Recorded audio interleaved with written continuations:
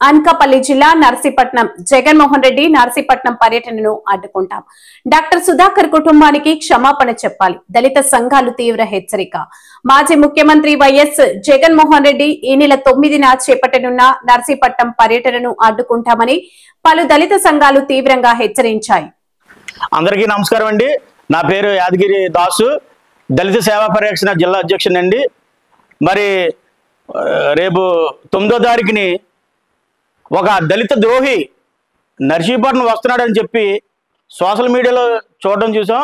అతను ముందు దళితుడైన డాక్టర్ సుధాకర్ నర్సీపట్నంలో చాలామంది స్త్రీలకి డెలివరీ టైంలో అతను చాలా హెల్ప్ చేసి మత్తు డాక్టర్ కింద ఉండి చాలా పేరు తెచ్చుకున్న ఒక డాక్టర్ని అన్యాయంగా పొట్టను పెట్టుకున్న దళిత ద్రోహి.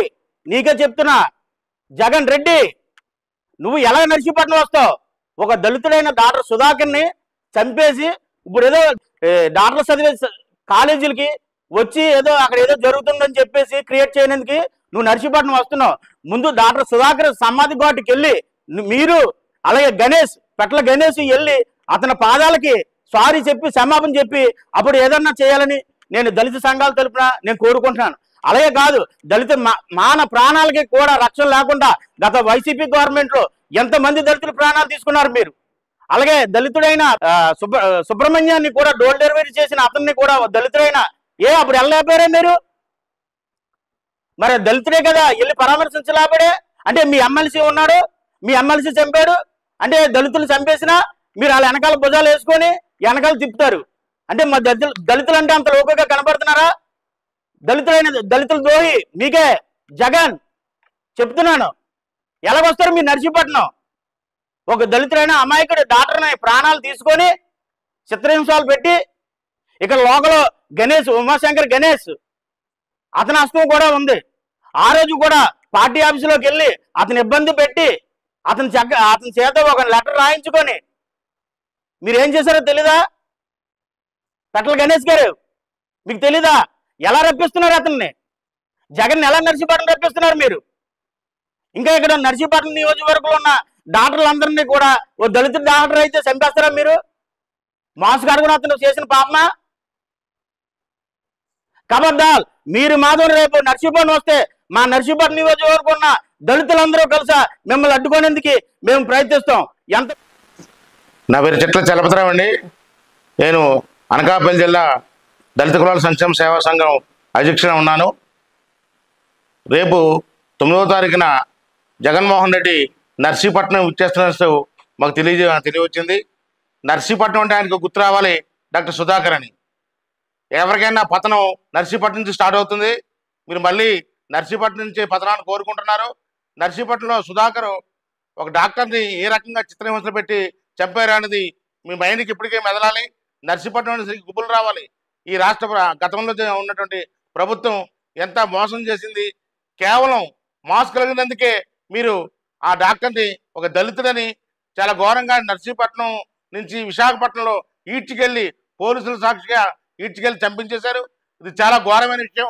ఈ విషయాన్ని మీకు ఈ దళితులందరూ కూడా తీవ్రంగా వ్యతిరేకం చేస్తున్నాం. ఆనాటి నుంచి ఈనాడు కూడా దళితులను ఎంతో మందిని మీరు చంపించడం జరిగింది. అలాగే 5 సంవత్సరాలు కూడా మీకు కోడికత్తి శ్రేణిని లోపలించడం జరిగింది. చాలా ఘోరంగా నర్సీపట్నం ఈ ఏరియా అంతా దళితులు ఎక్కువగా ఉన్నటువంటి ప్రాంతం. ఈ ప్రాంతంలో ఒక దళిత డాక్టర్ని మీరు చాలా ఘోరంగా చంపారు. మరి ఈ విషయాన్ని మీరు గుర్తుంచుకోవాలి. రాష్ట్ర వ్యాప్తంగా కూడా ఎంతో మంది దళితులు మీ వల్ల చనిపోయారు. కాబట్టి ఈ నర్సీపట్నమే మీకు మరోసారి బుద్ధి చెబుతుంది. ఈ నర్సీపట్నం నుంచే తీవ్ర పతనానికి దారితీస్తుంది. డాక్టర్ సుధాకర్కి మీరు వచ్చి క్షమాపణ చెప్పి ఈ నర్సీపట్నం ఏరియాలో రావాలి తప్ప క్షమాపణ చెప్పకుండా వస్తే వాటికి ఈ ఉసురు ఊరికే పోదని ఇందు మూలంగా తెలియజేస్తున్నాను. ముందుగా అందరికీ నమస్కారం అండి. నా పేరు ఎర్రంచెట్టి పాపారావు, రెల్లి హక్కుల రిజర్వేషన్ పోరాట సమితి రాష్ట్ర అధ్యక్షులుగా ఈరోజు నర్సీపట్నం విలేకరుల సమావేశంలో మాట్లాడుతూ ఉన్నాం.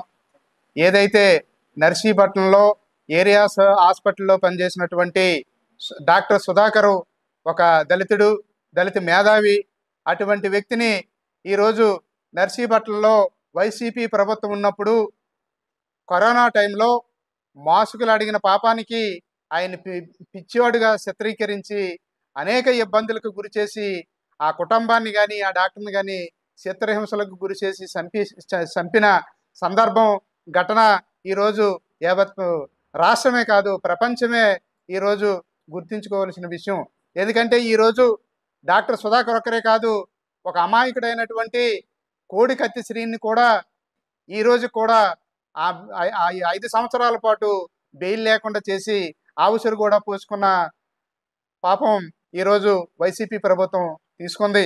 అలాగే ఒక కోడికత్తి శ్రీనే కాదు, సుధాకరే కాదు, అలాగే ఒక ఎమ్మెల్సీ ఒక దళితుని చంపి డోర్ డెలివరీ చేస్తే ఈ రోజు వరకు కూడా ఈ దళితులు చనిపోయిన దారుణ ఘటనల మీద ఈ రోజు వరకు ఎటువంటి దారుణానికి పాల్పడినటువంటి వ్యక్తుల మీద ఎటువంటి కేసులు కానీ, ఎటువంటి అరెస్టులు కానీ, ఎటువంటి సిబిఐ ఎంక్వైరీలు కూడా ఈరోజు జరగలేదు. కాబట్టి ఈరోజు మేము కూటమి ప్రభుత్వాన్ని కోరేది ఒకటే, ఏదైతే దళితుల్ని వైసీపీ గవర్నమెంట్లో అతి కిరాతకంగా చంపారో, అన్యాయంగా ఏదైతే బలిగొన్నారో వారందరిపైన కూడా కూటమి ప్రభుత్వాన్ని మేము కోరేది ఏంటంటే వాళ్ళందరూ కూడా ఈ హత్యలకు పాల్పడి కిరాతకాలకు పాల్పడిన వారందరి మీద కూడా ఎంక్వైరీ చేసి ఆ దళిత కుటుంబాలకి పూర్తి స్థాయిలో న్యాయం చేసే దిశగా ఉండాలని చెప్పేసి మేము.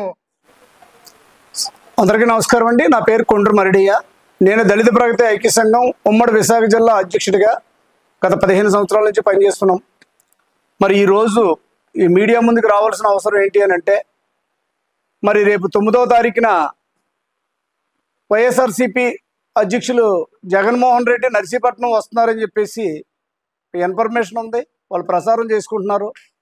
కానీ నర్సీపట్నం ఎందుకు వస్తున్నారు ఏంటి, నర్సీపట్నం మీరు రావాల్సిన అవసరం ఏమొచ్చింది, నర్సీపట్నానికి మీరు వెలగబోసింది ఏదైనా ఉందా, నర్సీపట్నాన్ని ఏమైనా బాగు చేసింది ఏమైనా ఉందా? గత 5 సంవత్సరాల కాలంలో సంచలనం సృష్టించినటువంటి డాక్టర్ సుధాకర్ గారు, మరి మొత్తం డాక్టర్ గారు, ఆయన ఏరియా హాస్పిటల్లో మంచి డాక్టరు, పీపీఈ కిట్లు N95 మాస్క్ అడిగినందుకు స్థానిక నాయకులు ఎవరైతే ఉన్నారో వాళ్ళు డాక్టర్ గారిని టార్గెట్ చేసి ఆయన్ని పిచ్చోని చేసి ఉద్యోగం నుంచి తొలగించి నడి రోడ్డు మీద ఈడ్చి కొట్టించి దారుణమైనటువంటి గుండెపోటుతో చనిపోయాడని చెప్పి చిత్రీకరించారు. మరి ఈరోజు చూస్తే మరి మాకవారిపాలెం దగ్గర భీమబోయిపాలెంలో మెడికల్ కాలేజ్ కన్స్ట్రక్షన్కి అని చెప్పేసి లేనిపోని జీవోని ఒకటి చూపించి ఆ రోజు మరి జగన్మోహన్ రెడ్డి నర్సీపట్నం వచ్చి వర్చువల్గా దాన్ని ప్రారంభించి ప్రజాధనాన్ని కొన్ని కోట్ల రూపాయలను వృధా చేస్తూ మెడికల్ కాలేజ్ కన్స్ట్రక్షన్ చేస్తున్నారని గొప్పలు చెప్పుకుంటున్నారు. జీవో ఇచ్చారు, జీవో ఇచ్చారు, జీవో ఇచ్చారు అంటున్నారు. జీవో అయితే ఎక్కడ లేదండి. స్టేట్ గవర్నమెంట్ సెంట్రల్ గవర్నమెంట్కి పెట్టిన అర్జీ ఒక జీవోని రిలీజ్ చేస్తూ అర్జీ పెట్టింది.